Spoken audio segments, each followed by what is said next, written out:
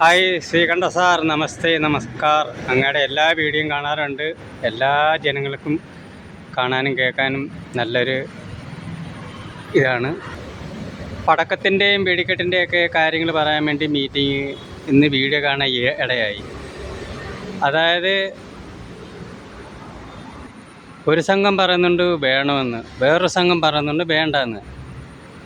പക്ഷേ ഇപ്പോൾ വളർന്നു വരുന്ന തലമുറകൾക്കായാലും ഇപ്പോഴത്തെ ആൾക്കാരൊക്കെ ആയാലും എല്ലാ പല കലാപരിപാടികളും ആഘോഷങ്ങളും എല്ലാം വേണം. അതിന് വേണ്ടുന്ന കാര്യം ആരും ഒരാൾ പോലും ചർച്ച ചെയ്യുന്നില്ല. വേണ്ടുന്ന എന്താ?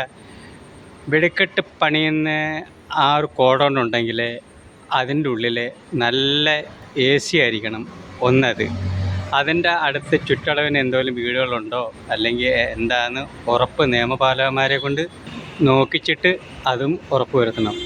റൂമിൻ്റെ ഉള്ളിൽ ഒരു റൂമുണ്ട്, 4 കോണ് കാണുമല്ലോ, 4 മൂലയ്ക്കും വലിയ ക്യാമറ ഫിറ്റ് ചെയ്യുക. ഒന്നത്.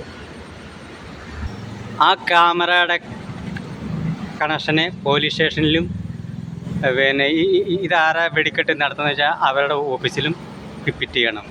അപ്പോഴപ്പം നടക്കുന്ന കാര്യങ്ങൾ ഓരോ മിനിറ്റും രാത്രിയിലും പകലും ഓരോ ആൾക്കാരെ വെക്കണം. സാറുമാരെ അവരുടെ ശമ്പളവും ചിലവും കാര്യങ്ങളുമൊക്കെ ആരാ നടത്തുന്നത് അവരുടെ കയ്യിൽ നിന്ന് വേണം ഈടാക്കാൻ.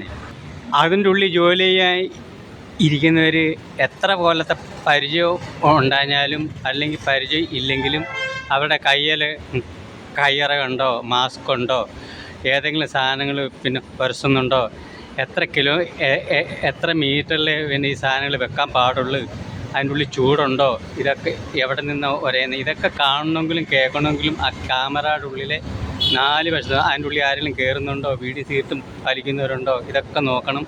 അങ്ങനെയുള്ള സമയം ഇനിയുള്ള കാലം മൊത്തം കമ്പ്യൂട്ടറിൽ ഇങ്ങനെയുള്ള ക്യാമറയിൽ കൂടെ കാണാൻ പറ്റൂ. ഒരാളും പറയാൻ നമുക്ക് വിശദിക്കണ്ട.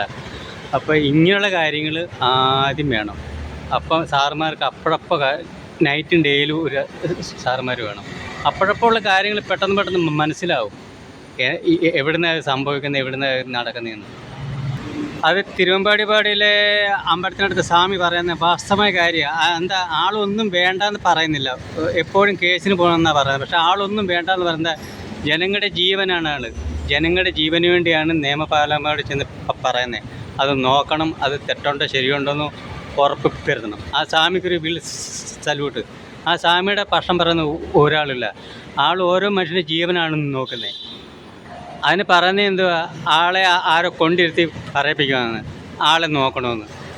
നമ്മൾ ആ ചർച്ചയല്ല, ആൾക്കാരുടെ ജീവനോ അല്ലെങ്കിൽ കലാപരയുടെ ശ്രദ്ധ ഇതൊന്നുമല്ല സംസാരിക്കുന്നത്, പിന്നെ മറ്റുള്ള കാര്യങ്ങളാണ് സംസാരിക്കുന്നത്. അപ്പോൾ ഇങ്ങനെയൊക്കെയുള്ള കാര്യങ്ങൾ വന്നെങ്കിൽ നമുക്ക് ഒന്നും വേണ്ടാന്ന് വെക്കണ്ട. അതിന് നിയമമുണ്ട്, നിയമപാലകന്മാരുണ്ട്. അവരെ നോക്കിയിട്ട് ഉറപ്പ് വരുത്തിയിട്ട് വേണം ചെയ്യാൻ.